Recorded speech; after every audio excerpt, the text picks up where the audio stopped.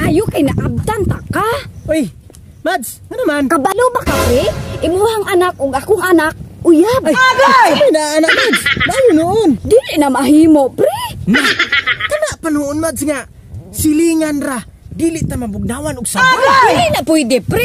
Silingan ragud ta. Dili pwede mag-unay. Okay ra man gud na, Mads, na unsa man ka. Okay ra nimo kay lalaki man imo unya, babae man ako simba ko orig batusok na. Kanay dagon, Mads nga. Naana tay apo. Uy, Dili lagi ko musugot ng eskwela pa na sila, pre. Dili lagi na pwede. sige lang, Mads. Kaya ako lang to ingnon ang akong anak. Nga panahon sa pag-eskwela, timpong ting klase, bawal gyud mo nga mag-uyab-uyab. Naara man di ay na, pre. Pero, inig panggawas nila, Mads, pwede na guro sila mag-uyab-uyab kay wala na ba na sila klase.